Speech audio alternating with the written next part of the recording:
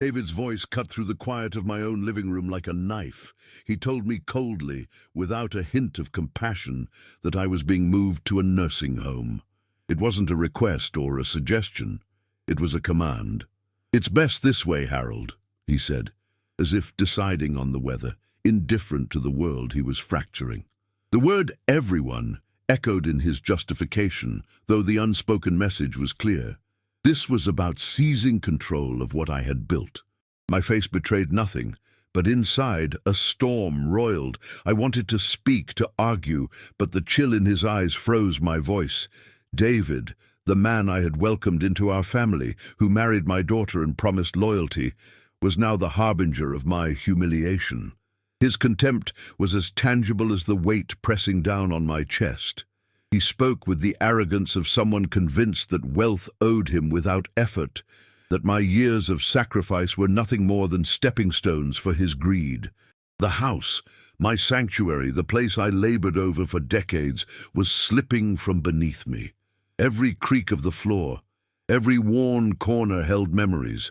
Late nights spent drawing blueprints, the faithful tick of the grandfather clock, Maria's stubborn care for the garden. Weighed down by this cold intrusion, was it all just collateral damage to their hunger? His cell phone buzzed. He glanced at it with irritation, but I remained motionless, a calm mask hiding the storm behind my eyes. Before leaving, he got in one final jab. "You'll thank me someday, Harold, or maybe you won't. Doesn't matter now." The words hung in the air. I pretended not to hear the sneer behind them. After he left, the men came, strangers dismantling my life in cardboard boxes and plastic wrap. The desk where I had drafted every engineering design, the chair Maria and I had picked out, all packed away without ceremony. Each object carried years of sweat, patience and hope, now treated as rubbish. I watched quietly as my home emptied, the memories draining from its walls. My daughter's absence was loud in that moment, a silence heavier than any words. Had she sided with David? Was she caught in their plans, or worse? Had she helped weave the web that trapped me? The question gnawed at me, sharp and relentless, but no answers came. With the last box in my hands, I left the house that had been my refuge decades ago. Each footstep away felt like a fracture inside me. The neighborhood blurred past the car window, every familiar sight a reminder of what was lost. The morning sun cast no warmth, only the harsh truth of my displacement.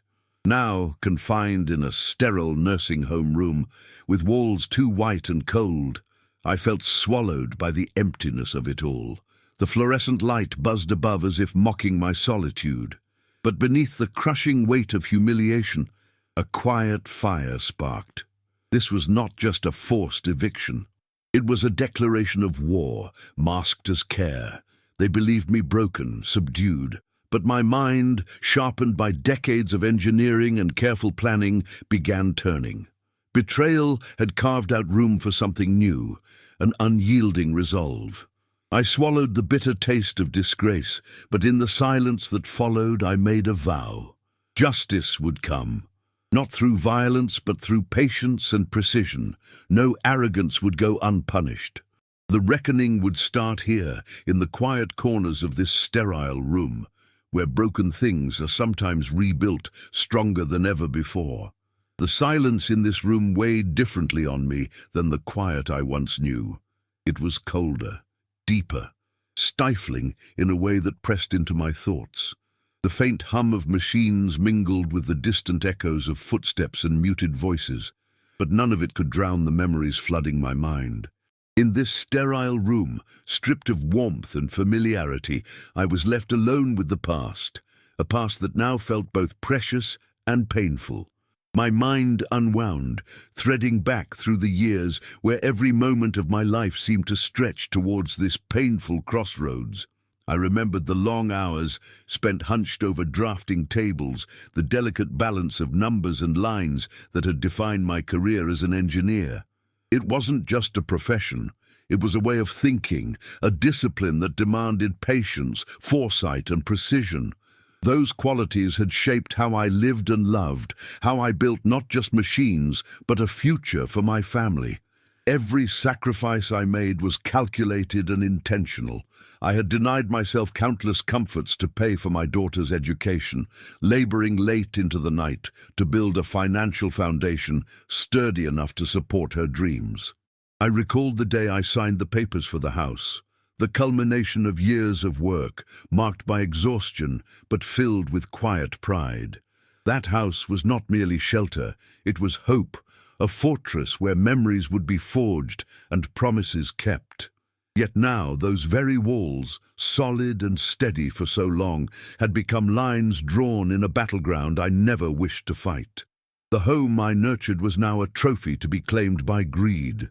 Watching movers pack away the desk where I had drafted every plan, the chair chosen by Maria and me to settle into quiet evenings. Each item vanished, erased without a whisper of reverence. The house emptied out, and with it, the essence of a lifetime close to vanish too. What cut deepest, beyond the loss of possessions, was the silence from my daughter. Her absence was unmistakable, a void that echoed louder than any spoken words. Had she been convinced, coerced, or complicit? Was she trapped by the same ambitions that drove David and their relatives, or worse, had she helped weave the web that betrayed me? The questions gnawed at me endlessly, twisting inside my chest with no thread of answers. In the stillness of this forced exile, reflection brought more than sorrow. It brought a clear-eyed understanding of the nature of the betrayal. This was no mere fight over material things. It was a fracture of trust, a wound inflicted by those I once welcomed and loved. David's cold entitlement, the scheming of his family, it all painted a picture of impatience blinded by greed, crushing what they could not build themselves. But with each painful memory, I was reminded of the strength still within me.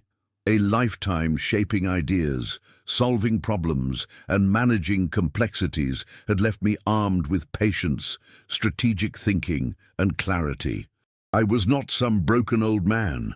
I was a man who knew how to deconstruct tangled problems and find their weak points. Years of managing finances had given me a keen eye for opportunity and vulnerability. They believed they had me cornered, but they underestimated the power of a mind honed by decades of thoughtful rigor. This room that felt like a cage birthed instead a quiet fire. I thought back to Maria's steady wisdom, that broken things could be rebuilt, sometimes stronger than before. And so I began crafting new blueprints in my mind, no longer for machines, but for the return I would make. The past was marked by sacrifice. The present demanded strategy and resilience. Days drifted by, yet every whispered conversation, every careless remark from staff, became threads I gathered and wove into a larger picture forming in my mind. I learned the vulnerabilities hidden beneath confident facades, the impatience that betrayed their own weakness. My involuntary confinement became a vantage point, a quiet watchtower from which I could assess and plan. Though my body was limited, my mind was wide open. Every memory of endless striving, every ache from betrayal became fuel that molded a resolve unbreakable by humiliation or grief. I wrapped my anger in cold resolve, knowing that blind fury would only feed my enemies. Instead, I chose calculated patience, the hallmark of a lifetime built on logic, not rashness. This was no time for desperate acts, but for measured movements. I was no longer the silent victim, but an architect preparing his return. Justice would not be served by brute force, but by steady, deliberate measures aimed at restoring what was mine, dismantling the false structures built over it. Here, beneath the flickering fluorescent lights and the low drone of machines, I found clarity and purpose. The reckoning was not just necessary, it was inevitable. I had spent my life building what was rightfully mine, and though they sought to erase it, the truth had roots too deep to be severed. Now, armed with the full weight of my past and the sharpness of cold resolve, I was set to reclaim what was lost. The journey ahead would be long and fraught with challenges, but it was a path I would walk with steady hands and clear eyes. Justice, delivered through patience and precision, was coming. And arrogance, no matter how loud or powerful, would face its long overdue punishment. Those first murmurs I caught, fragments of careless boasting and ill-conceived plans, ignited a spark within me sharper than any rage. It was David's voice that first broke through the hum of the nursing home hallway, a voice thick with arrogance and certainty, speaking in low but unmistakable tones. Everything set, power of attorney finalized, no more loose ends. A confidant chuckled quietly in agreement. That moment shattered any fragile hope I had harbored that reconciliation or family loyalty still held meaning for them. The taste of betrayal deepened from bitter to resolute. I closed my eyes briefly, feeling the surge of cold determination wash over me. The man who had once been family was now an adversary, wielding legal weapons against me, claiming my life as though it were a prize to be won recklessly in a game rigged from the start. But I was no longer the displaced old man, swallowed by humiliation. I was a strategist, trained through decades of solving complex problems with patience and precision. My reaction would not be violent or impulsive. It would be calculated, every move measured with cold care, because winning this was not about venting fury, but about reclaiming what was mine, restoring justice with unyielding resolve. Lying back, I traced plans in my mind, unfolding layers of strategy as if I were drafting yet another blueprinted structure. First, I had to understand the terrain, the legal frameworks, the personalities involved, the hidden fractures in their alliance. David might have thought power of attorney was the final move, but I recognized that it was merely a piece of the game. They had overplayed their hand. My engineering mind dissected each potential vulnerability. Financial documents, legal filings, the structure of control within the family and nursing home, it all began to take shape as a map of weaknesses I could exploit. Over long, sleepless nights, I worked through hypothetical scenarios, anticipating their next moves, preparing counter-moves that could tip the balance. It was then I realized the strength of my greatest weapon lay not in confrontation, but in subtlety. I was a man skilled at quiet endurance and slow construction. I would apply those skills not just to rebuild what had been lost, but to dismantle the brittle towers of their arrogance from the inside out. The first step was to sift through the legal documents I had access to, rediscovering forgotten clauses and procedural oversights David's arrogance had ignored. My past experience managing complex projects had trained me to be meticulous. No detail was too small. Every inconsistency was a thread, waiting to unravel their tightly knit deceit. Meanwhile, I needed allies, people who saw beyond the surface, who could provide insight and support. I began quietly reaching out to former colleagues, trusted lawyers, and old friends who still respected the man beneath the silent facade. Explaining my predicament cautiously, I found their compassion matched by a spark of anger at the injustice I suffered. With their help, knowledge turned from mere possibility into actionable power. Back in the nursing home, I observed the subtle dynamics between staff and management. I listened to whispers of discontent, glimpsed the cracks beneath the polite smiles. Some staff struggled financially, some felt overlooked. These were not weaknesses to exploit cruelly, but opportunities for truthful alliance, people willing to speak out or stand up if given reason and courage. I learned their schedules, identified patterns, and noted those with grievances. My observations were careful. I kept my demeanor polite and unassuming. No need to alarm David or his relatives that I was quietly arming myself with knowledge. They believed me broken, but their complacency was their greatest mistake. Each day, more pieces fell into place. Irregular financial transactions, questionable billing practices, sudden staff departures, all signs hiding beneath the surface. A quiet investigation formed, weaving together threads of evidence that had previously gone unnoticed. My resolve was like the cold steel of a finely crafted tool, sharpening with each new discovery. Yet even as the plan took shape, I kept emotional control. Every slight, every insult, every reminder of my displacement fed the steady flame of focus rather than frenzy. I reminded myself that the best architects know when to wait, when to listen, when to let the structure reveal its weaknesses naturally. Patience was my compass, and intellect my shield. In the stillness of my room, I began recording thoughts, making careful notes and lists.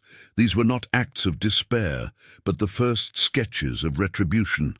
I could feel the momentum growing, an unseen force gathering strength beneath the surface. To those who saw only an old man confined, I chose to keep the calm of a man waiting for the moment to act, a moment that would shape the very course of their reckoning. This was no impulsive act of revenge. It was the measured beginning of a campaign to reclaim my dignity, my home, and my legacy. I had been patient once. Now I was methodical. I was a calm, storm-gathering force. The machinery around me hummed on, unaware of the battle quietly unfolding just behind these closed doors. I saw it now, the chessboard of people, intentions, and resources. David's family had underestimated a man whose life had been defined by constructing solutions from complexity. Their greed was the pressure that would crack their foundation. My resolve was the catalyst. That night, as the fluorescent light flickered overhead, I made an unshakable vow. I would dismantle their web, thread by thread, with calm precision and strategic patience. I would use every skill, every experience, every ounce of wisdom I had gathered in a lifetime. Their arrogance would not survive this scrutiny. Their plans would unravel, and justice would be restored, not with noise or violence, but with the unyielding force of intellect and perseverance. This was my defining moment. The last chapter was yet to be written, but I held the pen steady, ready to etch the reckoning that awaited them all. Time moved deliberately as I expanded my quiet campaign beyond the sterile walls that confined me. Although physically trapped, I was free in mind and purpose, reaching out to the scattered fragments of my old life, reconnecting with trusted colleagues and friends whose respect had weathered the decades untouched by the betrayal I now endured. Their voices, steady and measured over whispered phone calls, brought a renewed sense of partnership, bolstering the strategic plans that were slowly taking shape. Together, these trusted allies became a critical backbone, professionals who valued patience, meticulous evidence gathering, and calculated moves. They did not offer empty sympathy, but practical assistance, reminding me of my own strengths and the power of systematic work. As we constructed a roadmap to expose the deceptions built around me, I felt the sharp edge of hope piercing through the darkness. Inside the nursing home, I turned my attention to the staff, the often invisible cogs who kept the place running. Their daily struggles, muted despair, and whispered frustrations formed a subtle but potent source of truth. Many were burdened by low wages, understaffing, and the fear of speaking out. By approaching them with respect and quiet curiosity, I gradually earned fragments of confidence. Simple conversations in passing, gentle smiles, and attentiveness led to small openings, veiled intimations of irregularities, suspicious billing, and neglect. One nurse, her eyes shadowed by years of hardship, revealed hints of inflated charges and unexplained insurance claims. Another, aching with quiet resignation, spoke of therapy sessions cut short, of certain residents overlooked, while management feigned blindness. I catalogued these revelations carefully, knowing their value as pieces of a larger truth concealed beneath layers of officialdom and intimidation. Piecing these insights together with financial records acquired through my legal contacts, a pattern emerged, a network of deceit masking greed and carelessness. David's reckless rush for control, flaunting power of attorney and property transfers, revealed his arrogance and blind spots. His haste left gaps I planned to exploit. Armed with an analytical eye forged in decades of engineering precision, I scrutinized documents line by line, verifying dates and signatures, marking inconsistencies like a detective following a trail. Alongside, my trusted lawyer and I combed through contracts and statutes, seeking procedural flaws that could unravel their schemes. The law became my tool, not wielded violently, but with deliberate, unassailable force. Anticipating the inevitable psychological offensive, I prepared myself to meet threats and bluster with unwavering calm. Each attempt by David's family to intimidate, to provoke, only hardened my resolve. Their frustration was their undoing. My silent patience was an immovable wall. Subtle legal maneuvers were my next moves, revoking authorizations, sending discreet notices of audit, activating oversight channels, all timed with care. The pressure was slow but relentless, fault lines widening beneath their confidence.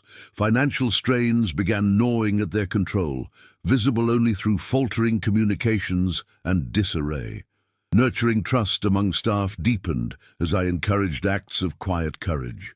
Some whispered truths, others tolerated my presence, waiting for the day when justice might overturn their fears. Each small victory was a brick laid toward dismantling a corrupt system, proof that perseverance and truth could prevail over deceit. This mission transcended personal grievance. I thought often of the many residents, vulnerable and silenced, suffering abuses hidden behind bureaucratic facades. Their struggle stirred my spirit, transforming my campaign into a cause of broader justice. The pain I bore became intertwined with their dignity, strengthening my purpose through dark, lonely nights. Legal preparations advanced.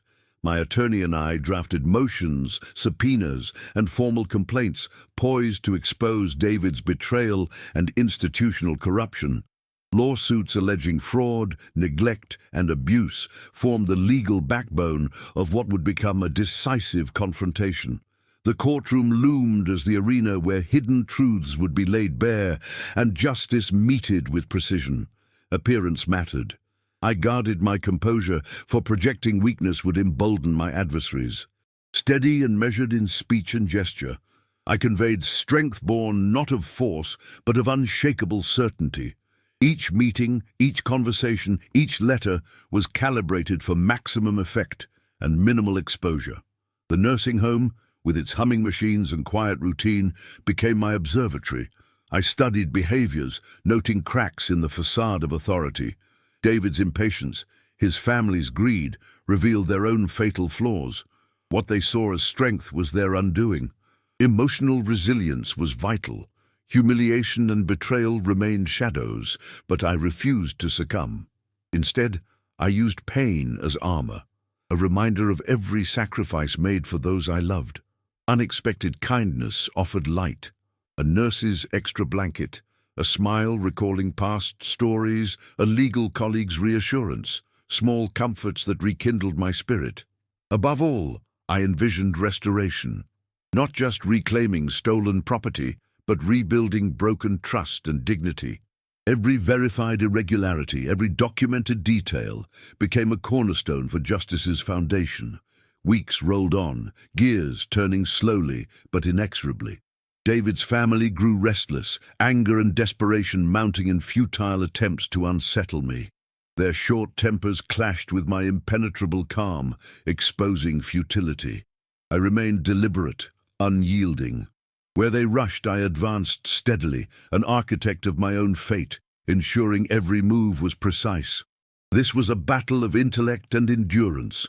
No fists nor fury could match the power of a mind honed by years of complex problem-solving. Around me, the nursing home hummed unchanged, yet beneath the surface, currents of change gathered. Quiet, unseen, relentless. I knew the journey would test me. Setbacks, doubt, moments threatening to overwhelm. Yet in my core burned certainty. Justice's inevitable arrival, steady as the laws governing life itself. So with patience and resolve sharpened over decades, I pressed on, crafting the slow, sure path to reclaim all lost and bring down the arrogance that sought to destroy me. Step by step, whisper by whisper, the reckoning was underway. The first moves of my calculated plan began quietly, but carried an unmistakable force beneath their surface.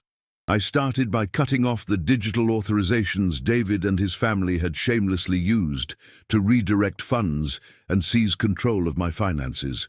The legal maneuvers were precise, carefully executed to halt their access without creating alarm that might spur them into desperate, reckless reactions.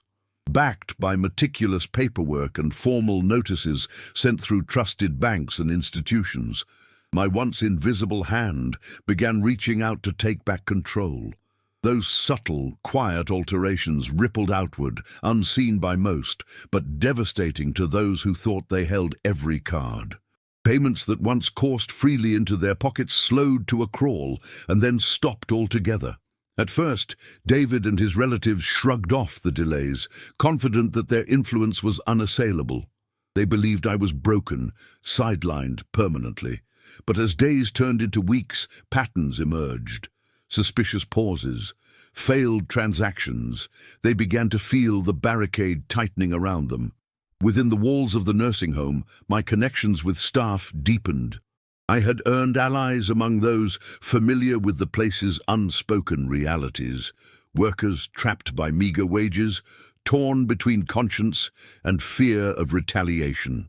I nurtured these fragile bonds carefully, appealing not to manipulation, but to shared sense of justice. I encouraged whispered truth, small acts of quiet resistance, a report left unsent, a file skimmed and passed discreetly, a delay in routine that caused subtle interference. This quiet collection of collaborators wasn't coerced. It was nurtured with understanding and respect. I shared my story and slowly reshaped how some saw me, not a defeated old man swallowed by illness and neglect, but a deliberate force moving toward change. Among the hushed corners of this institution, the seeds of resistance germinated, invisible yet inexorable. Beyond the nursing home's artificial boundaries, David and his in-laws felt the pressure escalating. Financial operations under their control faltered and faltered again. Invoices slipped through unanswered, calls from creditors grew insistent, legal notices piled up. Their carefully constructed empire began to shake under these mounting stress cracks. They scratched at their walls with desperation, but found only brittle surfaces. I observed with unshakable calm, a patience learned through a lifetime of demanding work and problem-solving. When David stormed into my room, eyes blazing with fury and entitlement, I met his rage not with counterattack, but with measured silence or vague deflection. His frustration mounted, his control slipped. His family, sensing this weakness, started fracturing. Some relatives losing faith, others calculating their own next steps. More formal legal pressures began to arrive. Letters from auditors, requests for clarifications, official investigations opening paths into the shadows they'd tried to hide behind. To outsiders, these bureaucratic nudges seemed routine, but to me, they were well-placed strikes, thin but growing cracks undermining the deception. Financial institutions, oversight agencies, and regulatory bodies all began to turn a wary eye toward the tangled web David's family had woven. The groundwork for a legal assault was laid with extraordinary care, the delay ensuring the complete collection of evidence before making the decisive move. Within the nursing home, change began to whisper on the breath of staff. Those who'd once trembled with fear found tentative courage. Caretakers who had shared silent burdens began cautiously voicing concerns. The quiet, perpetual hum of the institution settled into a tension pregnant with possibility, a landscape shifting ever so gently but irreversibly. I was careful never to push too hard or too fast. Impatience could destroy months of effort. Every link in this fragile chain was nurtured and protected. I became not simply a victim reacting, but a strategist, anticipating each move, countering unseen threats as they emerged. At night, With the fluorescent light flickering faintly above, I pored over notes and files. Dates matched to irregularities, transactions aligned with suspicious behavior patterns. Timelines converged into a telling narrative. The accumulating evidence formed an intricate blueprint impossible to dismiss. Amid the mounting struggles, threads of kindness blinked in the gloom. A nurse's gesture of warmth with an extra blanket. Quiet smiles recalling shared histories. The reassuring word of a legal confidant. These small lights fueled the determination to endure. My mission went far beyond recovering what was taken. I pursued justice, not just for myself, but for the many suffering in silence under the shadow of greed and neglect. Victims whose pain had been muted by fear now found voice through the cracks I widened. Legal preparations grew in tandem. With my trusted attorney, plans for subpoenas, formal complaints and lawsuits took shape, aimed not only at David's personal deceit, but at exposing systemic corruption within the care home's administration. The court, the inevitable arena, promised not spectacle, but meticulously presented truths built on painstaking evidence. Throughout, I maintained my outward composure. Showing weakness invited attacks. Instead, I became a fortress of calm certainty. Each interaction, each meeting, every legal correspondence was calculated to maximize impact and guard against retaliation. The nursing home, its machines humming indifferently, became both prison and observatory. I studied behavior, detected flaw after flaw in the structure built on greed and arrogance. David's impatience blinded him to his own vulnerabilities. His family's impatience fractured their cohesion. Their perceived strength was their ruin. Emotional resilience was critical. Humiliation and betrayal loomed like shadows, yet I hardened their sting into armor, a reminder of the sacrifices made for a family fractured but not yet defeated. Unexpected kindnesses brightened my days. A nurse's extra blanket, a patient's quiet presence, a lawyer's steady encouragement. These moments nurtured strength amid isolation. Above all, I nurtured a vision of restoration, not only reclaiming possessions and authority, but rebuilding trust and dignity stolen by years of misplaced ambition. Every verified fraud, every documented testimony became a cornerstone for that future foundation. Weeks passed, the machinery of my plan turning inexorably. David's family grew restless, desperation simmering into reckless outbursts and empty threats. Yet I met their fury with unwavering composure, unyielding patience. I was deliberate, a steady architect of my fate. Where they rushed blindly, I moved with deliberate precision. This battle was one of intellect and endurance. No force nor fury could match a mind honed through decades of patient problem-solving. Around me, the nursing home hummed mechanical and unchanged. Beneath, currents of change swirled, silent but relentless. The road ahead promised exhaustion, doubt, and struggle. Yet in my core blazed certainty, the inevitable arrival of justice, as steady and inflexible as the laws that govern life. With resolve sharpened over decades, I advanced, step by patient step, whisper by deliberate whisper, weaving the reckoning that would restore what had been lost and topple the arrogance that sought to bury me. The day I summoned them all was quiet, far from dramatic, but charged with a weight that only those who had suffered betrayal could understand. I invited those entangled in the web of deceit to the home they sought to claim, a home I had built and cherished, the very foundation of everything I had sacrificed for.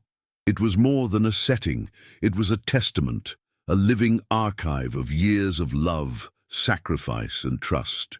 Faces filled the rooms, relatives I had once considered part of my own bloodline. Some wore confident masks, others betrayed the nervous tension lurking beneath. My daughter's silence was loudest, torn between two fractured worlds. David entered with his customary posture, an attempt at composure thinly veiling the unease beneath. His relatives followed, their smiles strained, eyes darting. My daughter stood quietly, a shadow caught between loyalty to her husband and the father who had once held her close. I stood firm as all eyes fixed on me. I was no longer the weakened man they had dismissed, but a quiet storm-gathering force. Every step measured, I began the unveiling that would douse their arrogance with the cold light of truth. Documents, financial records, and testimony from the nursing home staff, once fearful, now emboldened, were presented piece by irrefutable piece. Each file, each statement, woven carefully into a narrative none could deny. I saw the shifting of expressions, from stubborn denial to shock and disbelief, as reality forced its way in. David's rage was obvious, his face etched with disbelief and fury. The relatives murmured among themselves, their confident front cracking visibly. My daughter's glance met mine briefly, words unspoken but full of sorrow and regret, a recognition of everything lost. I detailed the layers of deceit carefully, the financial manipulations, the neglect passed off as care, the network of lies maintained by fear and greed. This was no mere family dispute. It was the unraveling of a corrupt enterprise that had thrived on silence. Nursing home staff who had hidden their voices under intimidation now found strength in the moment. Their testimonies were not just stories, but weapons, sharp and final against years of concealment. The room's atmosphere thickened with the weight of undeniable truth. The facades they had relied on crumbled under evidence and witness, their power dissipating before us. I closed by declaring justice not a distant hope, but an imminent certainty. The stolen was to be reclaimed. Dignity, assets, legacies. The scars of betrayal would be recognized, healing beginning through accountability and reform. A heavy stillness followed. Every person felt the gravity of the moment. David's energy waned, the fight in him ebbing. His family's alliance fractured openly. My daughter's quiet presence remained, a fragile thread between estrangement and tentative reconciliation. Outside, the world moved on indifferent, but inside, a transformation was underway. The reckoning was no longer a threat, but a force reshaping lives. After the gathering, a profound peace settled within me. The battle was far from over, but fought with truth and patience, not fury. Official inquiries deepened, propelled by the wealth of evidence and newfound courage. The nursing home faced scrutiny and demands for change. Legal safeguards restored my place, and steadfast allies formed the foundation of rebuilding.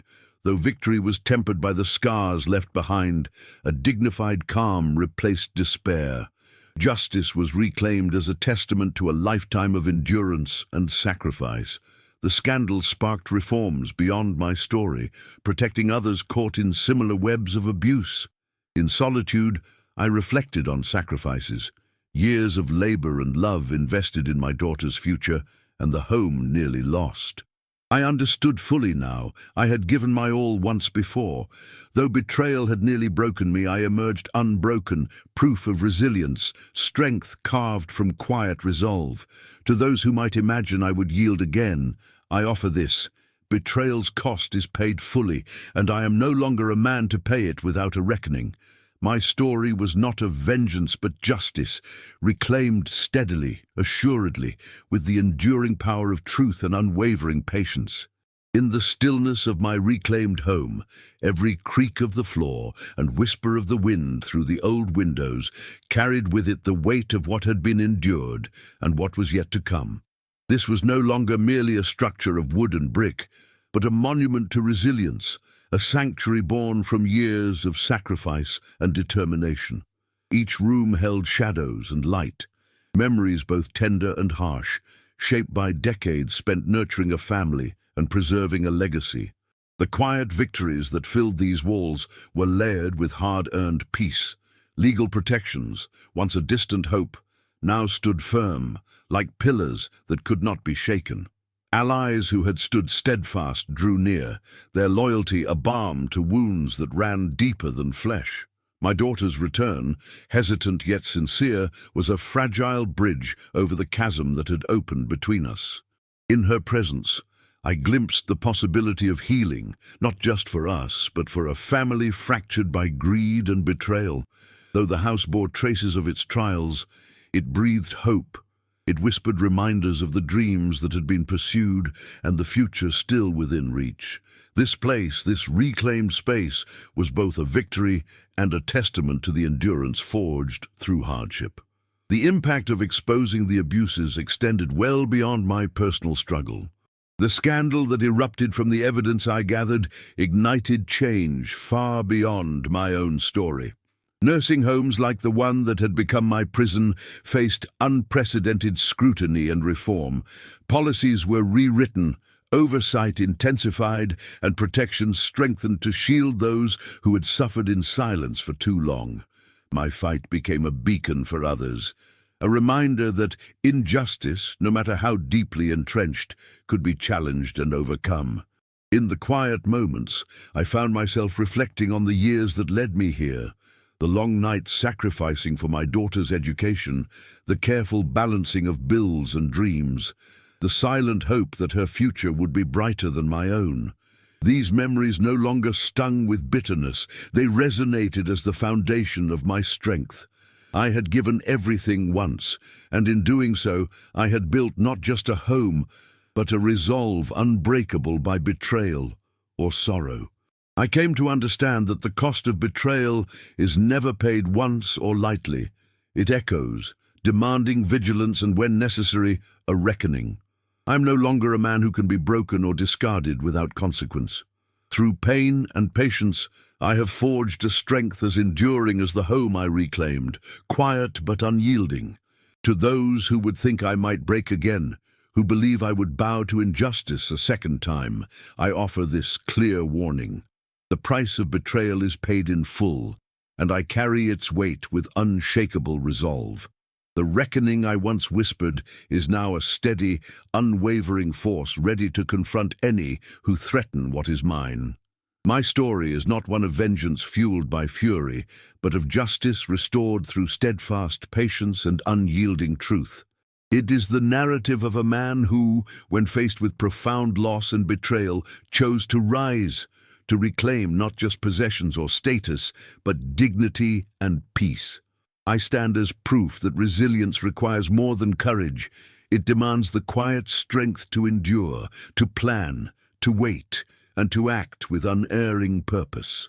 Betrayal shaped a path, but it did not shape the destination. I have walked that path and emerged not broken, but reborn, steadfast, assured, and ready. This is my legacy, a testament to the enduring power of truth, the necessity of justice, and the unrelenting will of a man who refuses to surrender.